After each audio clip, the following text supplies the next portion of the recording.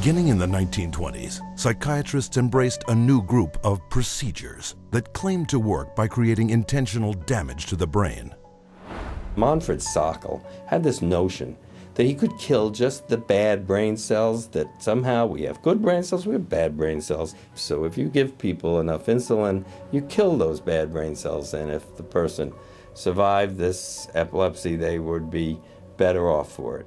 Despite convulsions that caused severe spinal cord injuries in 40% of the patients, Sokal pointed to their childlike state and declared his treatment a success. Hospitals built insulin wards, and coma therapy became big business. Not to be outdone, Ladislaus von Meduna of Hungary believed he could drive out mental illness by inducing brain-damaging seizures with a drug called metrazole. He noticed his epileptics had no mental health problems, and his mental health patients, his psychiatric patients, seemed to have no epilepsy, and so he thought doing one would obviate the other. The theory was that epilepsy and schizophrenia couldn't coexist in the same brain, and that if epilepsy was induced, that a seizure was caused, it would, quote, drive out the schizophrenia. There's no scientific basis for this whatsoever. Metrazole was fast and lucrative. In a morning, a single psychiatrist could chemically shock 50 patients into a docile and manageable state. By 1939, metrazole was so popular with psychiatrists and staff, it was used in 70% of American hospitals and in almost every other country in the world. The financial success of insulin and metrazole sparked the development of an even more profitable method of inducing brain-damaging convulsions. How is electric shock therapy done? We use these electrodes. We place them on the patient's head like this, and then by means of this machine, we pass a controlled electric current through the brain, just for a fraction of a second. The patient doesn't feel it. The story behind this miracle cure began in a Roman slaughterhouse. In Italy, in 1938, two Italian psychiatrists decided to observe that before slaughtering pigs, in order to make the pigs more docile, they would apply electrodes to their temples that were hooked up to wall current, and that this stunned the pigs, but it didn't kill them, and they could then slaughter them. Well, this gave them the encouragement to try inducing convulsions with electricity.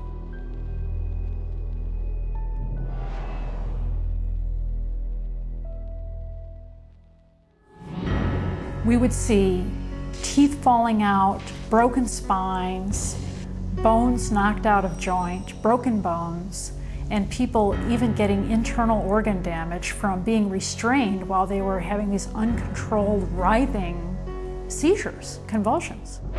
Many patients have been returned to their homes and jobs who might still be here if it were not for this helpful form of treatment.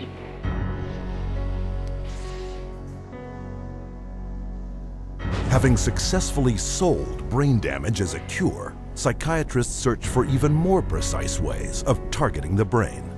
This was jump-started in 1848 when an explosion blew a steel rod straight through the head of Vermont railway worker Phineas Gage. While Gage survived, his personality was dramatically altered. 70 years later, Portuguese neurologist Egas Moniz would try to obtain a similar result by drilling into a patient's skull and squirting pure alcohol directly into the brain, killing the tissue of the frontal lobes. Moniz called this new procedure a lobotomy. Dr. Walter J. Freeman would become lobotomy's most infamous practitioner. He discovered he could do it faster without having to drill through the skull.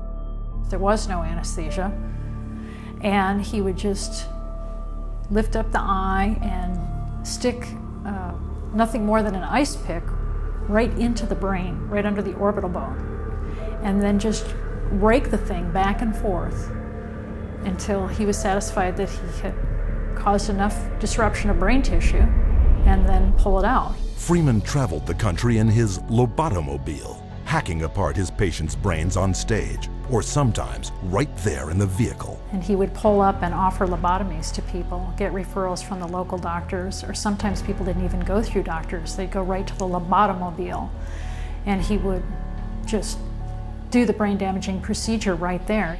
By the time his surgical privileges were revoked after his last patient died on the operating table, Freeman had performed or supervised over 3,500 lobotomies, more than 25% of which, by his own admission, left his patients in a vegetative state. They lobotomized 1 million people in the 40s and the 50s and beginning of the 60s until they came to the conclusion that this was a destructive treatment. But though the stories of miraculous cures were soon exposed as brain-damaging frauds, psychiatrists kept one step ahead, inventing new forms of psychosurgery, passed off as medical advances. I completely shuddered from head to toe. And that's what I heard in my head when he drilled something in my brain. Northwest, actually, of the centre hole. I'm sorry I had to do that. Yeah, why did you have to do that? I went, oh, funny, and Did my you? head all shook inside. Oh dear. Oh, my head shook inside. Yes, all right. Everything shook, the eyes, everything, the teeth. Oh, that's well, well. That was grievous bodily harm done to my brain. And nobody has the right anyway to play God with somebody's brain. The whole operation took about 8.5 hours, and they kept me awake for every second of it, and I remember every second of it. And I still remember it to this day because I have this operation every day of my life.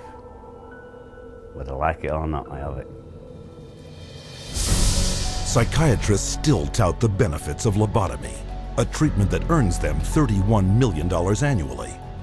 But in the wake of lobotomy's tarnished reputation, psychiatrists were quick to push electroshock back into the spotlight. Renaming it electroconvulsive therapy, they now give patients anesthetics to squash their screams and paralyzing agents to avoid watching the writhing of agony. The main misconception that people have about ECT is that it's new and improved. The new and improved refers strictly to these cosmetic improvements because, in fact, they make it easier on the witnesses. The person isn't shaking all over the table. They're paralyzed now. It isn't new, it isn't improved, it is worse. Every 10 years or so there tends to be, first of all, a denial that it causes any harm. Secondly, an acknowledgement that it might have caused harm, but here's a whole new approach, and now this one is blameless, without any research to back it up. The ECT machine can produce anywhere from 50 to 400 volts.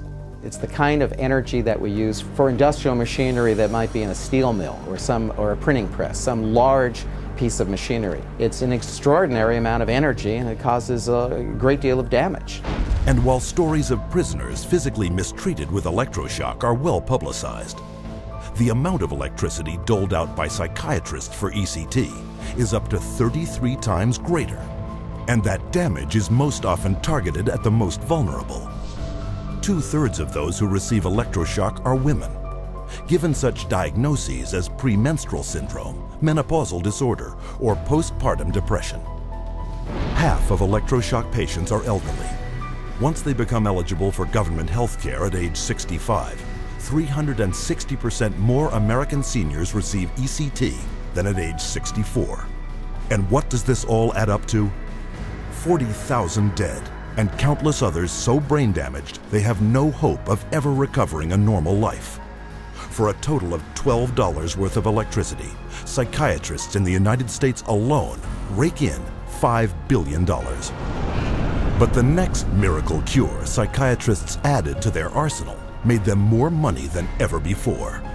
For it was faster, cheaper, and could turn every man, woman, and child into a patient for life.